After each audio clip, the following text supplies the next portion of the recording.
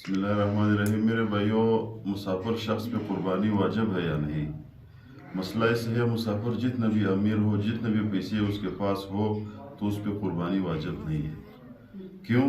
कुर्बानी के लिए पहले हमने बयान किया था कि मुसलमान होना, गैर मुस्लिम पे कुर्बानी नहीं है। मुकीम होना, बंदा मुकीम हो, मुसाफिर पे कुर्बानी नहीं है। बालिग पे कुर्बानी है, नाबालिग बच्चे पे कुर्बानी नहीं है। कैदी पे कुर्बानी नहीं है, आज़ाद पे कुर्बानी है। तो मुसाफिर पे कुर्बानी बिल्कुल वाजिब नहीं है। जितने भी पैसे उसके पास हो, कुर्बानी उस पर नहीं है।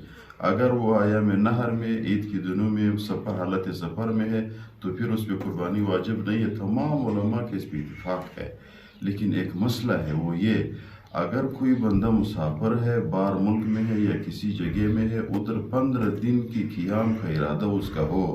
मिसाल के तौर पर एक बंदा नौकरी करता है, तो नौकरी की हालत में किसी जगह पे मुसाफिर हो, उधर घर से छोड़ो 2-3 महीने उधर रहता है, यानी 15 दिन से ज़्यादा उधर रहता है, तो इस शख्स पे ख्वाह वो बाहर मुल्क में हो या अपने मुल्क के नज़दीक हो या अपने घर से 77 किलोमीटर दूर हो, तो इस शख्स पे कुर्बानी वाजिब है अगर वो साहिब निसाब है। और अगर साहिब निसाब नहीं है, फिर तो कुर्बानी उसमें नहीं है।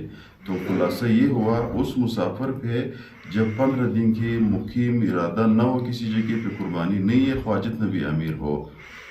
अगर 15 दिन की इकामत का इरादा किसी जगह पे है, कई जगह मुलाजिमत है, नौकरी करता है या कहीं मजदूरा करता है, 15 दिन या 15 दिन से ज़्यादा रहता है, उसके पास पैसे मौजूद है कुर्बानी के दिनों में, तो उस शख्स पे कुर्बानी वाजिब है।